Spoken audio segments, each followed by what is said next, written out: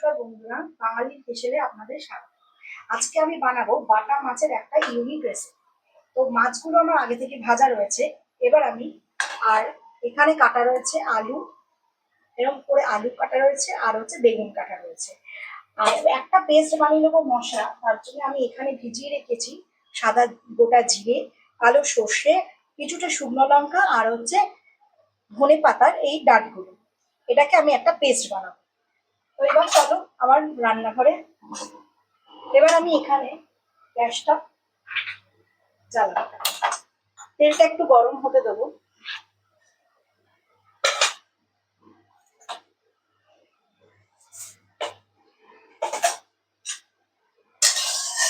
তেলটা একটু গরম হয়ে গেলে আমি এখানে কেটে রাখা বেগুন আর আলুগুলো দিয়ে ভাজবো।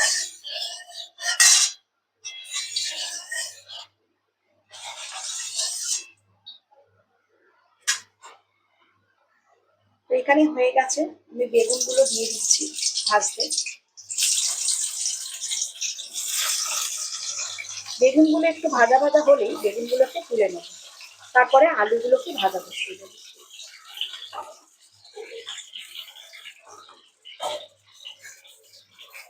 বেগুনগুলোকে একটু ভাজা করে নেব।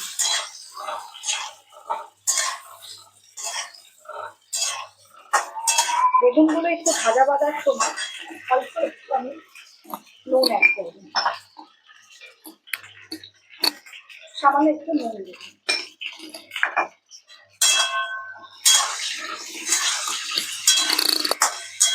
এবার এখানে দিয়ে দেবো আলুগুলো, কেটে রাখা আলুগুলোকে একটু দিয়ে দেবো।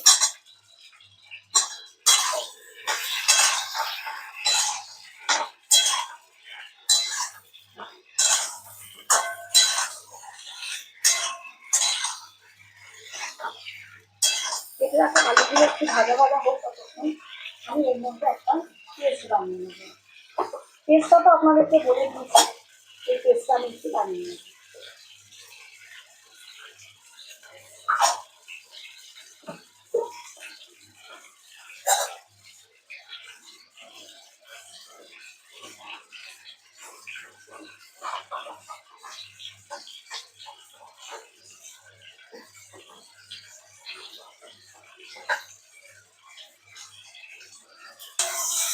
এবার এটাকে আরেকটু নাড়াচাড়া দিয়ে যেই এটা একটু ভাজা ভাজা হয়ে যাবে, তখন আমি এটাকে নাড়িয়ে নেব। দেখুন অনেকটাই ভাজা ভাজা হয়ে গেছে। তো এটাকে আমি এখন নাড়িয়ে নেব।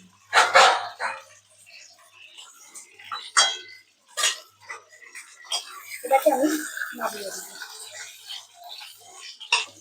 কারণ এবার আমাকে মশলাটা কষাতে হবে।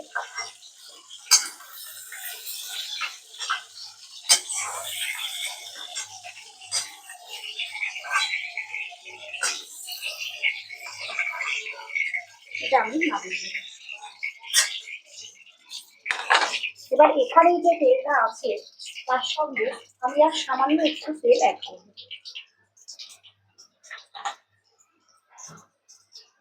এই তেলটা দিলাম।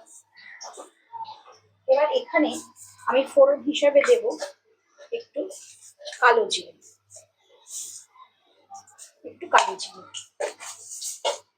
আর এখানে যে আমি পেস্টটা বানিয়ে রাখলাম, এই পেস্টটার সাথে আমি সামান্য একটু নুন অ্যাড করে দেবো। সামান্য একটু নুন অ্যাড করে দেবো। এই যে পেস্টটা বানিয়েছি এর সাথে সামান্য একটু নুন অ্যাড করে এটাকে এইভাবে একটু মিশিয়ে নেব। তেলটা আমার গরম হয়ে গেছে, গ্যাসের ফ্লেমটা লো করে দিলাম। এবার আমি এই পেস্টটা এর মধ্যে দিয়ে দেব।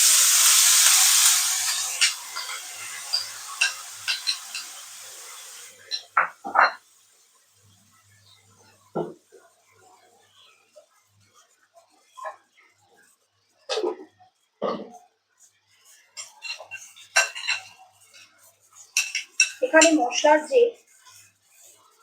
পেস্ট করা একটু জল, এটা এখানে দিয়ে দিই। এবার এটাকে আমি ভালো করে একটু কষাতে থাকবো, যাতে কাঁচা মশলার গন্ধটা একদম বেরিয়ে।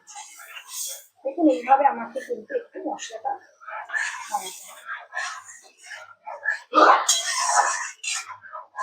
এর সাথে এই পেস্টটার সাথে আমি একটু আদাও অ্যাড করে দিয়েছি, এতে গন্ধটা কিন্তু খুব সুন্দর হবে। আপনারা এই রেসিপিটা অবশ্য করেই বাড়িতে করবেন। এই ঝোলটা একটুখানি ফুটবে, তারপরে এর মধ্যে মশলা অ্যাড করব। মশলাটাকে আমি একটু আলাদা রকম ভাবে করে রেখেছি।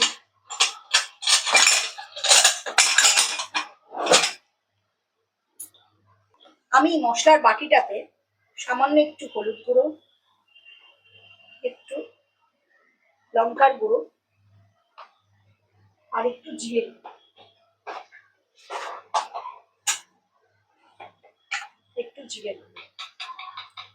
জিরে দিয়েছি, গোটা জিরে, তাও সামান্য একটু জিরে।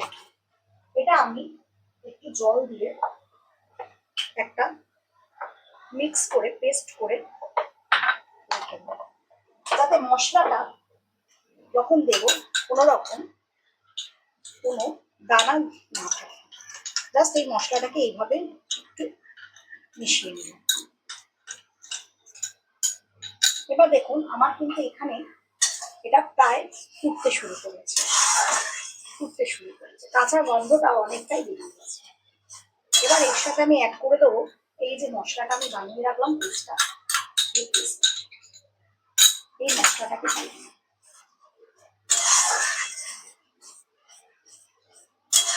এটাকে এখন আমি একটু হালকা করে ফুটতে দিই, দিয়ে এর মধ্যে দেবো সামান্য একটু নুন,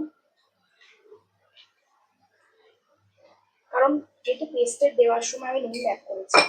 সামান্য একটু নুন,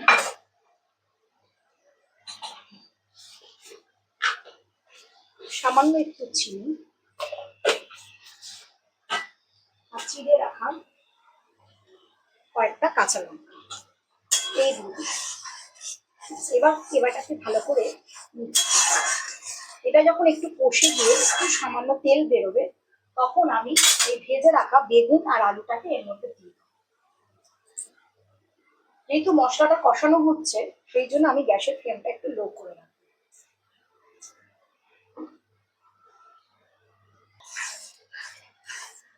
দেখো মশলাটা কিন্তু কষে গেছে। এবার আমি এই ভেজে রাখা বেগুন আর আলুগুলোকে এর মধ্যে দিই, যাতে এই মশলার সাথে ভালো করে একটু কষেছে।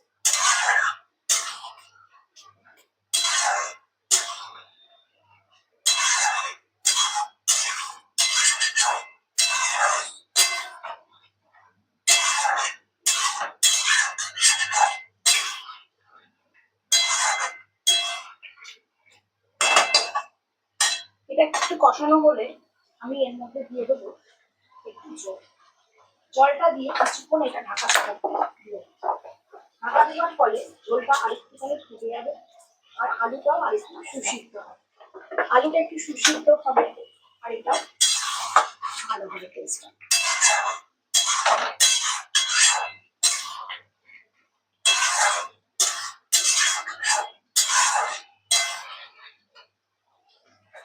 এবার আমি এর মধ্যে একটু জল অ্যাড করে দেব।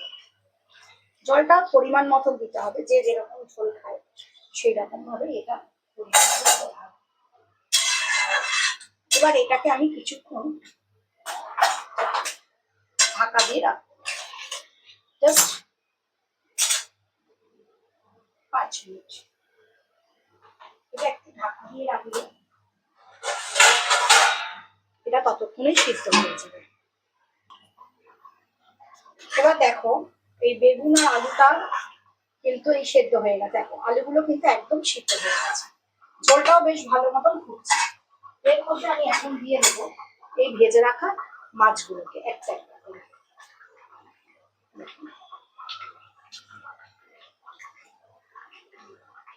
ভেজে রাখা মাছগুলোকে এর মধ্যে এইভাবে দিয়ে দেবো। দেওয়ার পরে আমি হাতাটা দিয়ে একটু মাছগুলোকে ঝোলের সাথে আমাকে একটু মিশিয়ে নিতে হবে, যাতে মাছটার ভিতরে ঝোলগুলো মশলাগুলো একটু। এবার এটা আমি একটু ফুটিয়ে নেব কিছুক্ষণ। আমি কিছুক্ষণ এবার ফুটিয়ে নেব। ফুটিয়ে নেওয়ার পরে আমি এর মধ্যে অ্যাড করে দেবো এই কুচনো এই ধনে পাতাগুলো আর একটু সামান্য একটু সর্ষের তেল। সর্ষের তেল কিন্তু টেস্টটাকে আর একটু সুন্দরভাবে বাড়িয়ে দেবে। যেহেতু সর্ষে বাটা রয়েছে, সর্ষে বাটার সাথে একটু কিন্তু সর্ষের তেল অ্যাড করলে গন্ধটা খুব সুন্দর হয়।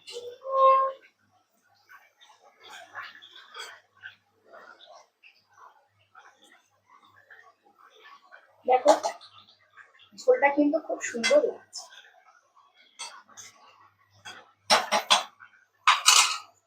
এই ঝোলটা একটু ফুটুক, তারপরে এর মধ্যে অ্যাড করবো হচ্ছে ধনে পাতা। এবার কিন্তু এই ঝোলটা হয়ে গেছে। এবার আমি এর মধ্যে অ্যাড করে দেবো একটু কুচনো ধনে পাতা। কুচনো ধনে পাতা একটু অ্যাড করে দিলাম, আর দেবো হচ্ছে সামান্য একটু সর্ষের তেল, যাতে এই রান্নাটার টেস্টটা কিন্তু খুব সুন্দরভাবে